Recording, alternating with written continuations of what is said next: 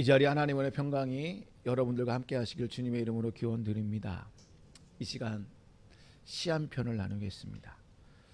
어릴 적에 떨어지는 감꽃을 샜지, 전쟁통엔 죽은 병사들의 머리를 세고, 지금은 엄지에 침 발라 돈을 세지, 그런데 먼 훗날엔 무엇을 살까 몰라. 김준태 시인의 감꽃이라는 시입니다. 어릴 적 해맑은 동심을 가졌던 어린아이가 성장하면서 전쟁의 참상을 목격하고요, 그 다음에 점점 세상에 물들어가면서 그 어릴 때 그 순수한 동심을 잃어버린 가정을 담백하게 그리고 있는 짧은 시입니다. 여러분, 순수함을 간직한 채 내가 산다라는 건 참으로 어려운 일입니다. 우리의 마음이 그렇고요, 또 권력이 그렇고요, 또 단체가 모이면 또 그렇게 됩니다. 처음에는 순수한 마음으로 다 바른 마음으로 시작을 해요. 근데 시간이 흐르면 그 순수함이요 점점점 변질된다는 것입니다. 처음에 가졌던 이 순수한 마음이 변질되지 않기 위해서는 끝없이요 자기 자신을 성찰해야 됩니다. 그리고 순수함을 지키려고 각고의 노력이 정말 필요하다는 것입니다. 예수님도 공생애를 시작했던 그 마음을 다시 한번 되잡기 위해 아주 이른 새벽에 한적한 곳에 나가셨습니다. 예수님께서 한적한 곳에 가신 이유가 무엇이었습니까? 이유는 딱 하나입니다. 아버지께 기도하기 위해서라는 거죠. 마가복음을 보시게 되면 예수님께서 한적한 곳에서 기도하셨다는 표현이 총 3번 나옵니다. 예수님께서 한창 하나님 나라와 복음을 위해 열심히 달려가야 될 그 상황에 잠시 멈춰서 굳이 이른 새벽에 그것도 한적한 곳에서 기도하신 이유가 무엇이었을까요? 우선 예수님께서 한적한 곳에 3번이나 기도하게 된 배경을 살펴보게 되면, 첫 번째는 오늘 본문에 해당되는 말씀인데요, 안식일에 행한 이적으로 인하여 사람들이 예수님께 엄청나게 찾아와요. 그러니까 그걸로 인하여 약간 불편했던 것 같아요. 그래서 그것을 몸을 잠시 피하기 위해 한적한 곳에 기도하러 가셨습니다. 두 번째는요, 마가복음 6장에 나오는 사건인데요, 오병이어의 사건 이적 이후에 무리들이요 예수님을 막 높이려고 해요. 다른 복음서를 보니까 이 오병이어 이후에 예수님을 임금으로 세우려고 했다라는 말씀도 있어요. 그러니까 예수님이 높임을 받으려고 하니까 그들을 피해 산으로 가서 기도했다라는 표현이 있어요. 세 번째는 우리가 잘 아는 것처럼 제자들과 마지막 최후의 만찬을 하신 후 이제 겟세마네 동산에서 기도하시러 갔다라는 표현이 총 3번 이렇게 등장합니다. 이렇게 예수님께서 기도했던 이 3 경우가 다 공통점이 있어요. 다 모두 밤이었다라는 것입니다. 무리들이 예수님을 정치적인 왕으로 세우려 할 때 기도하였고요, 또 십자가의 죽음을 앞에 둘 때에 예수님은 기도하러 떠나셨습니다. 이 3번의 기도는 어찌 보면요 예수님께서 강야에서 받으신 3번의 시험 사건과 연관되어져 있습니다. 근데 마가는요 예수님께서 받으신 이 시험 사건을요 기록은 해놨는데 예수님께 받으신 3가지 시험에 대하여 구체적으로 기록하지는 않았다라는 거예요. 그러니까 예수님이 기도하신 이 장면이 예수님이 강야에서 받으신 3가지 시험 사건과 아주 매우 유사하게 마가는 그려지고 있다라는 것입니다. 우리가 아는 것처럼 예수님께서 받은 이 3가지 시험은 첫 번째로 돌을 떡덩이가 되게 하라고 하였고요, 두 번째는 성전 꼭대기에 올라가셔서 뛰어내려라는 시험을 받게 되고요, 세 번째는요 사탄에게 절하게 되면 내가 천하 만국의 영광을 내가 너에게 다 주겠다라는 시험을 합니다. 사탄은 예수님께서 순환과 죽음을 통해 인류의 구원을 하나님의 아들인 게 싫은 거예요. 네가 그걸 하지 말고 이적을 행하고 떡을 베풀고 그리고 그래서 영광을 얻어서 정치적인 왕이 될 것을 유혹을 합니다. 그리고 십자가를 피하고 사탄에게 절하면 모든 천하 영광을 내가 너에게 다 줄 테니까 십자가 지지 마라고 이렇게 유혹을 합니다. 예수님은 이 사탄의 이 유혹을요 무리들의 행동을 통하여서 본 거예요. 무리들의 행동을 사탄의 유혹으로 생각하셔서 영적인 위기로 느끼셨기에 이것을 극복하기 위해 의도적으로 사역을 잠시 멈추시고 한적한 곳을 아무도 없는 곳에 찾아가셔서 기도하셨다라는 말씀입니다. 사실 예수님은 우리를 대신하여 십자가의 죽으심으로 우리를 구원하실 그리스도이십니다. 그런데 사탄은 예수 그리스도가 인기와 영광을 누리기를 원했던 것 같아요. 그래서 고난의 길을 피하도록 자꾸 유혹하는 거예요. 이것을 아시는 예수님은 영적인 위기와 사탄의 유혹에 있을 때마다 한적한 곳으로 떠나서 기도하셨습니다. 예수님이 한적한 곳에서 기도하지 않았다면 예수님의 이 구속사역, 하나님의 이 구속사역은 성공적으로 수행하지 못했을 것입니다.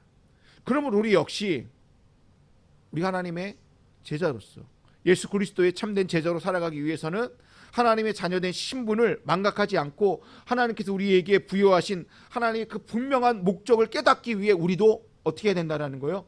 한적한 곳으로 나아가서 기도해야 한다라는 말씀입니다. 오늘날 한번 잘 보십시오. 오늘날 또 사탄이요, 예수님께 행했던 그 짓을 오늘날 우리에게도 똑같이 행하고 있습니다. 사탄이 오늘 우리에게 하나님의 일꾼으로서 사명을 감당하지 못하도록요, 우리의 영적 분별력을 흐트리고 있습니다. 사탄은 예수님이 강해에서 받으신 이 세 가지 시험을 오늘 우리에게도 그대로 가지고 와서 우리를 유혹의 늪에 빠지게 하고 있다는 거예요. 예수님께 받은 이 시험은요, 돌이 떡이 되게 하고요, 그 높은 곳에서 뛰어내리고 절하라는 이 유혹은 인간의 본성을 자극하는 유혹입니다. 우리 안에 잠재되어 있는 욕망과 이 정욕을 건드리는 것과 똑같다라는 거예요. 그렇기 때문에 사도 요한은 이러한 욕망은 세상으로부터 온 것이라고 우리에게 가르쳐주고 있습니다. 요한일서 2장 16절에 있는 말씀입니다. 세상에 있는 모든 것, 곧 육체의 욕망과 눈의 욕망과 세상 살림에 있는 자랑은 모두 하늘 아버지에게서 온 것이 아니라 세상에서 온 것이기 때문입니다. 개역개정은 이걸 뭐라고 번역했냐면 육신의 정욕, 안목의 정욕, 이생의 자랑. 또 공동 번역은요, 육체의 쾌락, 눈의 쾌락, 재산을 가지고 자랑하는 것. 우리가 지금 매일매일 읽고 있는 메시지 성경에 있는요, 자기 마음대로 살려 하는 것, 모든 것을 자기 뜻대로 하려는 것, 잘난 체 하려는 욕망이라고 번역해 놓았습니다. 여러분, 사도 요한의 말씀은 창세기 3장에 뱀이 하와에게 선악과를 먹으려고 유혹하는 것과 똑같습니다. 창세기 3장 6절에 있는 말씀입니다. 여자가 그 나무의 열매를 보니 뭐라고 되어 있습니까? 먹음직하고 보암직하였다. 그뿐만 아니라 사람을 슬기롭게 할 만큼 탐스럽기도 한 나무였다라고 얘기하고 있다라는 거예요. 여기서 먹음직, 보암직, 슬기롭게 할 만큼 탐스럽다라는 이 말씀이 아까 우리가 좀 전에 봤던 요한일서 2장 16절에 있는 말씀과 같은 의미라는 거예요. 이것이 예수님께서 시험 받으신 세 가지 유혹이라는 거예요.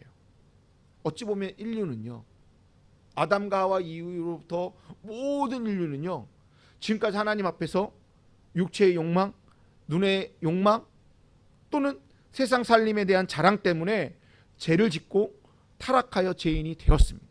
지금도 이 유혹이 이로 인해 우리 수많은 사람들이요, 범죄를 행하고 있고요, 가면 갈수록 더 타락해져 간다는 것입니다. 이러한 유혹의 늪에 빠지지 않기 위해서는 우리가 예수님의 모범을 본받아 한적한 곳으로 나가야 한다라는 말씀입니다. 그렇다면 우리가 예수님처럼 왜 한적한 곳에 가서 기도해야 하는 것일까요? 굳이 한적한 곳에 찾아가야 될 이유가 무엇일까요? 오늘 본문 말씀을 잘 보시면 예수님의 공생의 초기 사역이 나름 성과를 거둘 때예요. 그리고 마가복음 6장에서도요, 오병이어 사건 이후에 사람들이 임금으로 세우려고 할 때입니다. 예수님은 인기가 고조될 때 기도하러 한적한 곳에 갔다라는 말씀이에요. 사람들이 구름대처럼 예수님에게 막 몰려오고 이에 도취되어 유혹에 빠질까봐 예수님은 한적한 곳으로 가서 기도에 전념하였다라는 말씀입니다. 그런데 우리는 어때요? 대체로 우리는 일이 안 될 때 기도를 해요. 내가 뭔가 잘 안 되고 가정에 문제가 있고 자녀들이 앞길이 잘 보이지 않을 때 하나님 앞에 더 매달리려고요. 그 반면 일이 잘 될 때는 기도를 게을리한다라는 거예요. 한번 생각해 보십시오. 과연 일이 잘 풀릴 때도 내가 기도를 얼마나 열심히 하는지. 기도를 한다 할지라도요, 뭔가 잘 된 거에 감사에 대한 기도만 있지 그에 대한 기도에 대한 간절함은요, 맹숭맹숭 그냥 형식적으로 기도할 때가 더 많다라는 거예요. 그래서 늘 기도는 뭔가 안 될 때 한다라는 거예요. 근데 구약 말씀을 보게 되면요, 구약에 나오는 인물들이 다 공통점이 있습니다. 어떠한 공통점이면 실패와 역경이 있을 때는요 망할 것 같으니까 기도를 해요. 근데 성공과 번영을 할 때는요 기도를 하지 않아요. 그래서 구약 성경에 나오는 인물들이요 한결같이요 실패와 역경으로 인하여 망한 사람들보다 성공과 번영으로 잘 됐다 싶을 때 망한 사람들이 훨씬 더 많습니다. 그렇기 때문에 하나님은 이스라엘 백성들에게 너의 풍성함으로 인하여 교만해질까 봐 늘 염려가 된다라고 신명기에서 우리에게 가르쳐주고 있어요. 근데 그 염려가요 실질적으로 염려가 됐던 사람이 있습니다. 대표적인 사람이 저는 솔로몬이라고 생각해요. 솔로몬이 너무 풍성했어요. 너무 잘 나갔어요. 그래서 망한 임금이에요. 솔로몬의 후예들이었던 이스라엘과 유대왕 가운데에서도 너무 잘나서 너무 잘 나가기 때문에 망한 왕들이 한두 명이 아니었습니다. 여기서 중요한 건 근본적인 문제는 내가 기도를 언제 했느냐가 중요한 것이 아니에요. 잘 될 때 기도했느냐 내가 잘 안 될 때 기도했느냐가 중요한 것이 아니라는 얘기예요. 모든 일이 원만하게 돌아갈 때에 내가 간절하게 끊임없이 기도할 수 있는가가 중요하다는 얘기예요. 다시 말하여 내가 기도의 정신을 망각하지 않은 채 우리가 기도를 제대로 하지 못하는 게 문제라는 거예요. 기도의 깊은 세계로 들어가지 못하는 게 문제라는 거예요. 자기 자신의 외적인 환경에 상관없이 그냥 내가 울 것이 없고 통곡할 만한 이유가 없음에도 불구하고 영적인 문제로 인하여서 내가 애통하며 부르짖을 수 있는 그렇게 기도할 수 있는 자들이 하나님께 복받은 자라고 저는 생각을 합니다. 우리가 한적한 곳에 가서 기도해야 되는 또 다른 이유는요. 설교 초반에 읽었던 김진태 시인의 감꽃처럼요. 우리의 순수성을 회복하고자 한적한 곳으로 가야 한다는 겁니다. 여러분이 한번 질문을 한번 드려보겠습니다. 우리에게 있어서 신앙의 순수성이 무엇일까요? 기독교인들에게 순수성을 회복해야 됩니다라고 했을 때에 그 순수성이 무엇일까요? 뭐 여러 가지 답이 나오겠죠. 제가 생각하는 건 아주 원초적인 얘기입니다. 예수를 처음 믿었을 때의 마음이 아닐까요? 예수를 내가 처음 알게 되었던 그 마음, 그래서 내가 죄인인 것을 내가 깨닫게 되고 예수를 나의 구주로 고백했던 그 마음이 우리의 순수성이 아닐까요? 그래서 예수님의 그 부르심에 내가 응답하여 주님처럼 내가 살겠습니다라고 다짐했던 그 마음이 순수성이 아닐까 생각해 보았습니다. 예수님께서 한적한 곳에 가셔서 무슨 기도를 드렸는지 오늘 본문 말씀을 말하고 있지 않기 때문에 알 수는 없어요. 근데 유추를 해볼 수 있어요. 한적한이라는 단어에서 유추해 볼 수 있습니다. 이 한적한이라는 헬라어 단어가 강야를 의미하고 있습니다. 예수님에게 강야는요 공생애를 시작하게 된 배경이에요. 예수님께 강야는 내가 첫 사역을 시작했던 곳이 강야라는 말씀이에요. 예수님은 갈릴리 나사렛에서 강야로 오셨습니다. 그곳에서 세례를 받고요. 하늘의 음성을 들으신 후에 강야에서 40일 동안 있으면서 사탄에게 3번의 3가지 유혹 시험을 받게 됩니다. 그 뒤 갈릴리로 돌아가셔서 첫 선포를 합니다. 그것이 하나님 나라에 대한 선포와 회개하라 천국이 가까이 있다라는 이 복음의 메시지를 전함으로 말미암아 본격적으로 공생애를 선포하였고 시작하였습니다. 그 뒤에 마가복음 1장 21절에 있는 말씀을 그 이후의 말씀을 보게 되면 가버나움으로 가서 이 가버나움 사역이 이제 무르익어갈 시점에 다시 강야로 나가 기도하였다라는 거예요. 그것이 오늘 본문에 있는 말씀이에요. 기도하신 후에 다시 갈릴리 온 지역으로 가셔서 말씀을 선포하러 가셨다라고 38절 39절에서 말씀하고 있습니다. 무슨 말씀입니까? 예수님에게 한적한 곳은 사역을 준비했던 공간이라는 거예요. 그리고 사역의 방향을 나사렛에서 가버나움으로 다시 가버나움에서 갈릴리를 온 지역으로 가기 전 거쳐갔던 곳이 강야라는 거예요.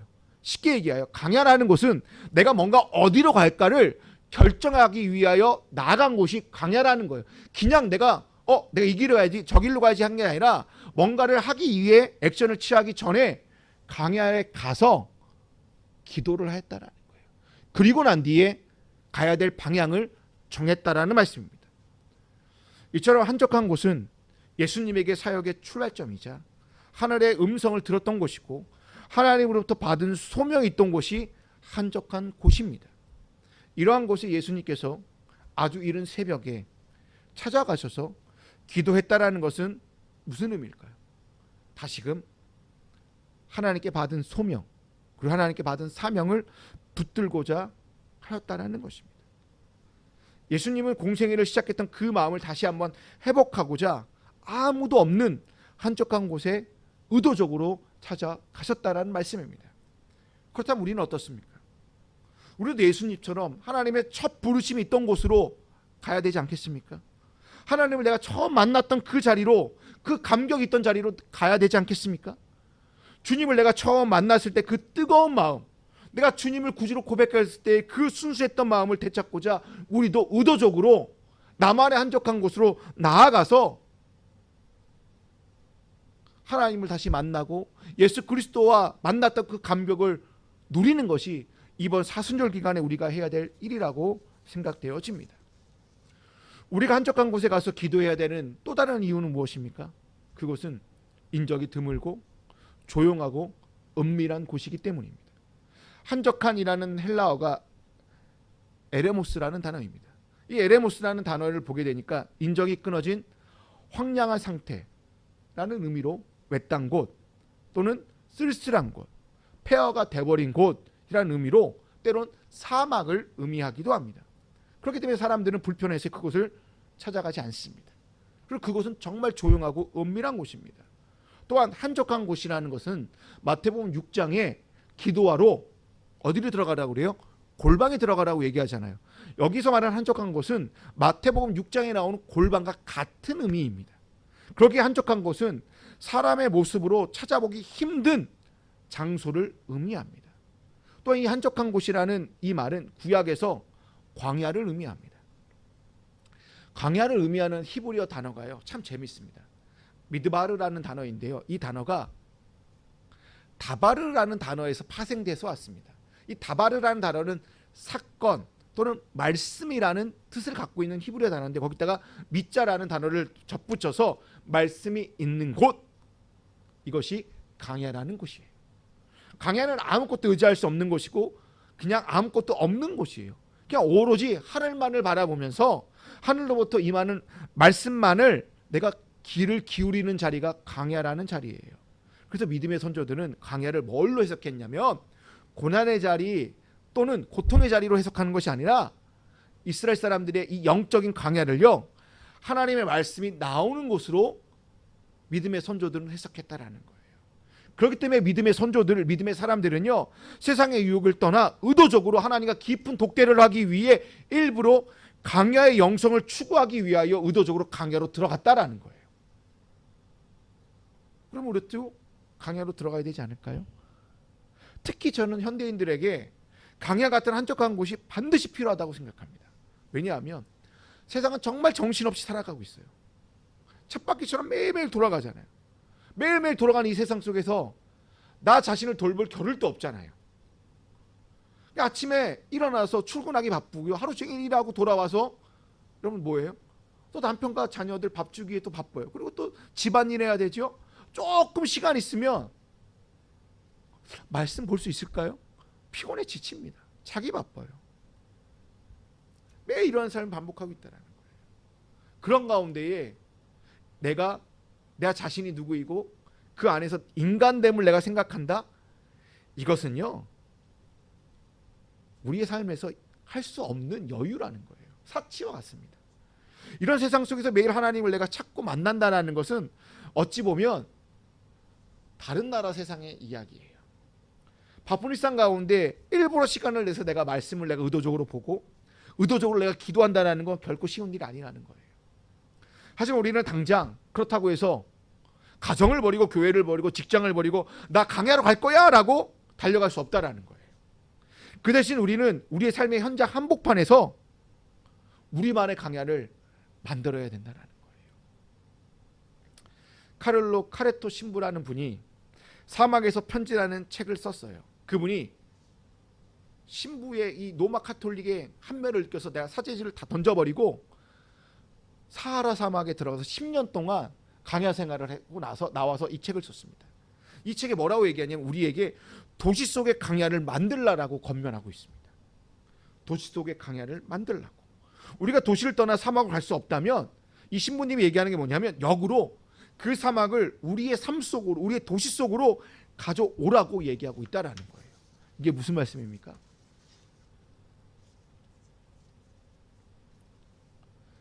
내 삶의 현장을 뭘로 만들라는 거예요? 광야, 사막으로 만들라는 거예요. 그럴 때 그곳이 주님이 말씀하신 골방이 되고 주님이 일부러 찾아가신 한적한 곳이 된다라고 말씀하고 있다라는 거예요. 여러분 여기서 중요한 것은 내가 광야로 갈 거냐 한적한 곳으로 가냐 안 가냐가 중요한 것이 아니라는 거예요. 내가 하나님 앞에 홀로 대면할 수 있는 나만의 골방 같은 곳이 있느냐 없느냐, 그것을 내 삶의 자리에서 내가 만들어야 한다라는 것이 훨씬 더 중요하다는 거예요. 여러분 삶의 현장에서 나만의 골방을 만들고 나만의 한적한 곳을 만드는 것은 정말 쉬운 일이 아니지만 어떤 이들에게는 이 한적한 곳이 예배당일 수도 있어요. 이 자리가 한적한 곳일 수도 있습니다. 우리가 드리는 이 한 시간의 예배가 정말 일주일 삶 속에서 한적한 곳을 찾는 한 시간의 삶일 수도 있어요. 어떤 이들은 시간을 내서 기도원을 가는 사람도 있을 것이고요, 수도원을 가는 사람도 있을 거예요. 어떤 이들은 자기의 방을 한적한 곳으로 만드는 분도 있을 것이고요, 어떤 이들은 사무실에 자기 자리를 한적한 곳으로 삼는 분들도 있을 것입니다.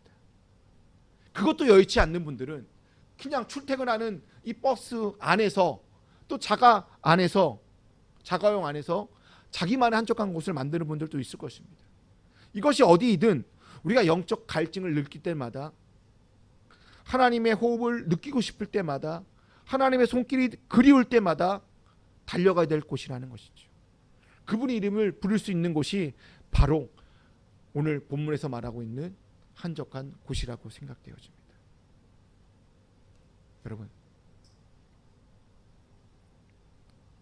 우리에게 영적인 한적한 곳이 필요하다는 것은 이제 공감이 되었어요.